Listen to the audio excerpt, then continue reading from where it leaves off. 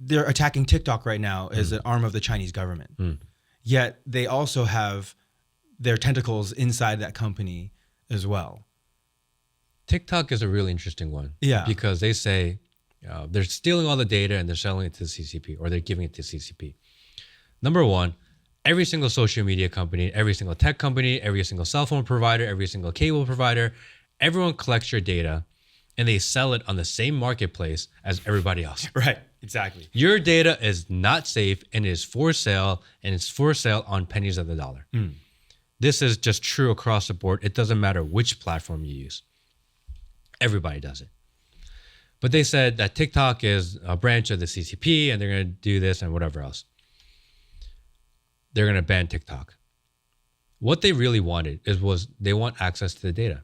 Do you know what the number one platform for a person to become from a liberal to conservative is? It's TikTok. Most people switch sides on TikTok.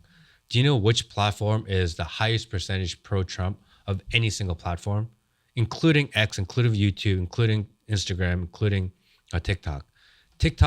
Trump is actually winning on TikTok more than any other platform, which people don't realize that. So it's more of a targeted thing, I believe. Right. And they want the data. They want to know why, what's trending, what the algorithm is doing, what people are talking about, what people are thinking. And they had an opportunity to get all that data. They bring them in, they say, we're going to ban you. You got to give us backdoor access. TikTok has recently hired something like 25 former CIA and NSA agents.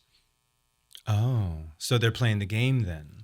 You give them access, you give them the backdoor, and all of a sudden, when's the last time you heard about a TikTok ban? I was just about to say, the TikTok, we talked about this earlier, is out of the news.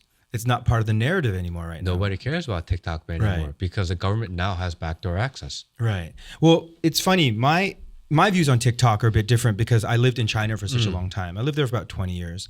And they have a version called Douyin, right? And there's the TikTok version here. And you see, probably about a year ago, the narrative was the Chinese government has two difference of TikTok because one is trying to brainwash our kids and one is trying to teach engineering to Chinese kids, right?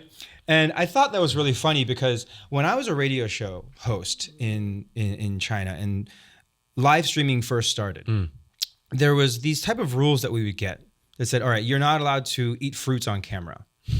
We're like, okay, that's kind of an odd thing, right? But we later found out the main reasoning behind that is because they didn't want people to do any suggestive moves, you know, shoot any videos of them eating bananas, potentially.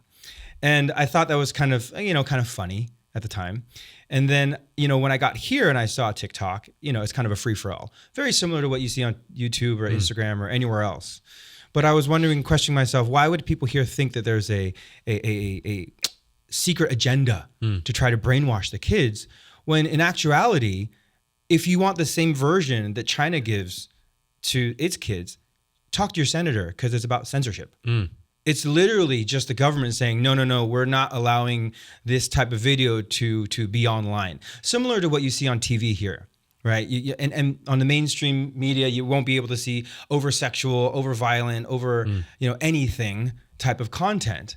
So it's funny when people say, oh, TikTok should be so much more like the Chinese version. In my mind, I'm thinking, okay, then change the laws. Right? Make it so you can't see overly violent, overly sexual things online. And I feel like this goes back to the original discussion we had about free speech and being a free speech absolutist. I actually, living in now both cultures for so long, I don't think there should be complete free speech because it could be weaponized. It could be taken advantage of. We were talking about that earlier with independent media and tenant media and these type of things. It can actually be used against us. Right? Governments can take advantage of our free speech laws to then try to push their propaganda onto us. So like, where do you feel like we should, how do we prevent ourselves from becoming victims of that type of world? I think the algorithm shows you what you want to see. Yeah. So I remember, I forget which congressman, they were in Congress and they were talking about, I think he was from Texas. He said, every time I open up my TikTok, all I see is gay trans dancing. And I'm like, bro, That's what you want to see. do you have any idea what you just admitted?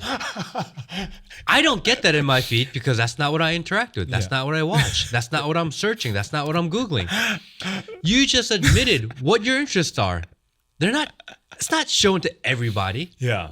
That's shown to you Yeah. because that's what you wanted to see. Exactly. That's what I was like, don't admit your algorithm to anybody. Correct. They will know your mind. Well, when they say like, "Oh, why is TikToking poisoning our children?" I'm thinking, well, then why are your children thinking of all this trash, or Yeah. why is this what they're consuming and liking, or spending more time watching?